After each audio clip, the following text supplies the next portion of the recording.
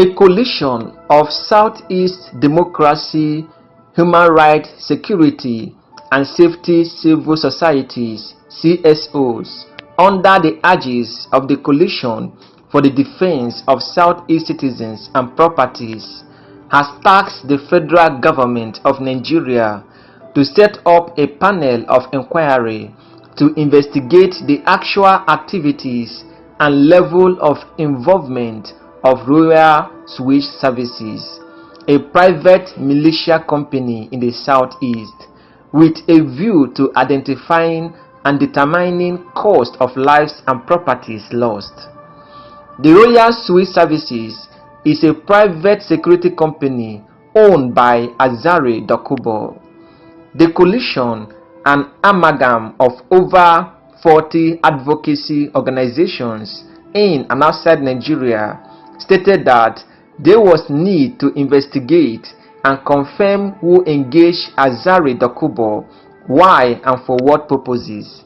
Based on the comments of the Nigerian army distancing itself from Asari's claim in recent times, the CSOs demanded that the panel be set up to uncover the extent of damage and casualties of Asari's private army's operation in the southeast. Finally, if found culpable, we demand that Asari be made to face the full wrath of the law. We strongly believe that this would be the journey towards genuine healing, reconciliation, and rehabilitation of those that have lost persons, properties, and means of livelihood as a result of Asari's engagement in the southeast, the group stated. The coalition requested the President Bola Ahmed Tinubu's administration to make categorical statements on the forced flag operations in the southeast, which is intended to put the region in chaos, as we have now resolved to exploit all measures within the frame of the law to put a stop to it.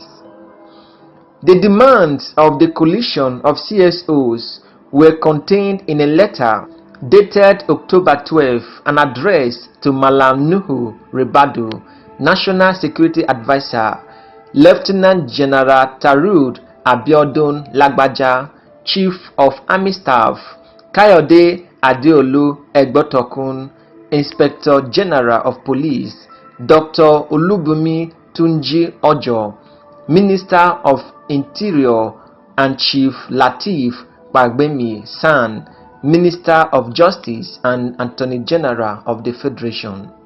The letter cited by our correspondent on Saturday was endorsed on behalf of the Southeast Coalition of CSOs by Okoro Shinedum Benedict, Oshioigbo, and Emeka Ume Agbalaze, Inter-Society. We write to request the federal government to constitute a panel of inquiry into Asari Dokubo's Royal Switch Services, a private military company headed by Asari Dokubo, which was stationed in the southeast Nigeria, which he also claimed has the express imprimatur of the presidency and was officially engaged by the federal government for covert operations in the southeast, specifically in Abia, Anambra, Imo, Enugu, and Ebonyi states, the group stated.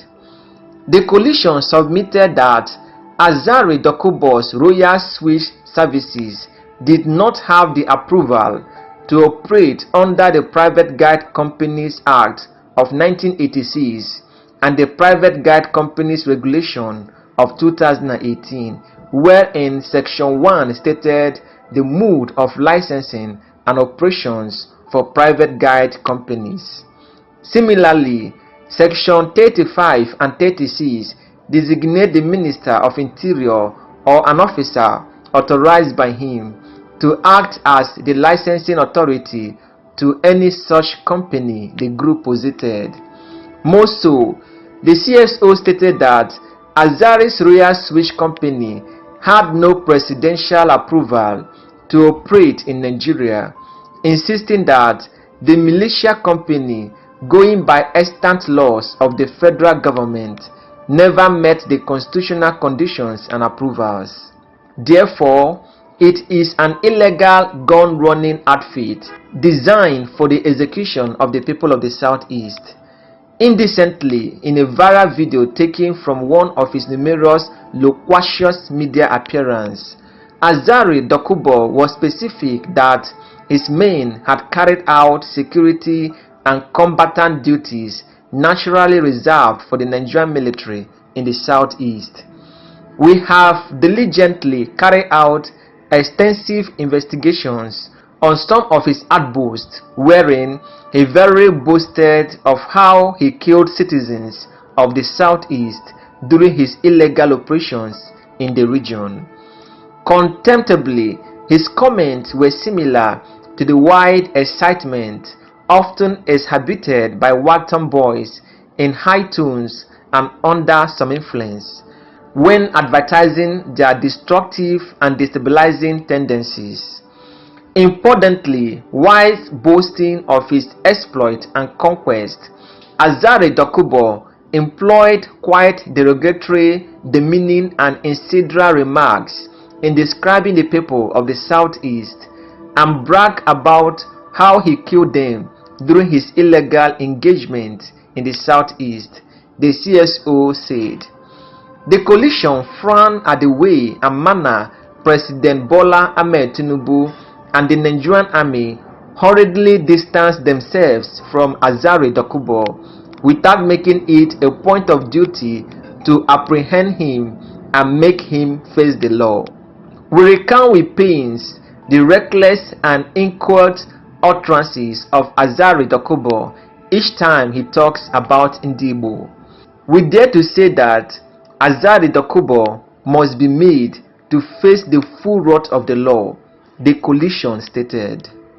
Meanwhile, the Imo State Director of the Department of State Security Services (DSS), Mr. Wilkos Edaminabo, has stated that the spark of insecurity in the state was criminality wrapped around Biafra ideology. This is even as he called on traditional rulers, clergymen and Igbo leaders to speak up against what he described as evil in the Southeast states. Edaminabo made the disclosure during a one-day stakeholders roundtable meeting organized by Center for Transparency Advocacy (CTA) on the November 11 governorship election in Imo State. According to him, the destruction and killings were simply criminality and not Biafra agitations. According to his words, what is going on in the Southeast is criminality wrapped around ideology of Biafra.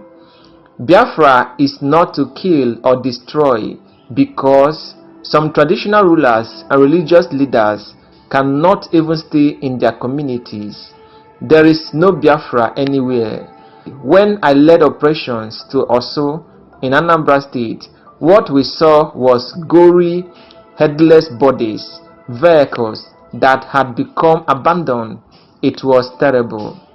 Edaminabo queried why during elections in the zones, threats of no elections arise, saying it fuels allegations that it is sponsored by political parties. Immediate past resident electoral commissioner for Enugu State, Chief Emeka Ononamado, said Imo State had the worst election history since 2011 supplementary election, adding that it was the state with the most election cases in court. Ononamado disclosed that the impact of Imo State gubernatorial election will reverberate across the state, country and the world, saying some people may be called out over their rules after the election. The executive director of Center for Transparency Advocacy, Faith Onwadishi, said the stakeholders were brought together to ascertain the level of readiness for the gubernatorial election in Imo State.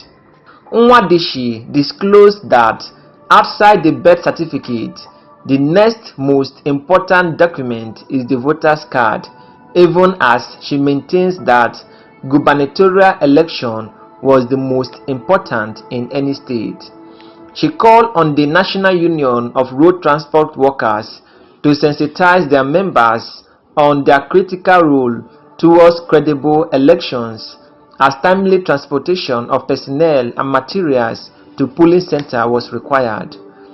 Other people who spoke were representatives of the police, Nigerian Security and Civil Defense Corps, Federal Road Safety Corps, Nigerian Correctional Center, Immigration, National Orientation Agency, Christian Association of Nigeria, Chief Imam, Council of Imo Traditional Rulers, President General of Communities, the Independent National Electoral Commission, amongst others.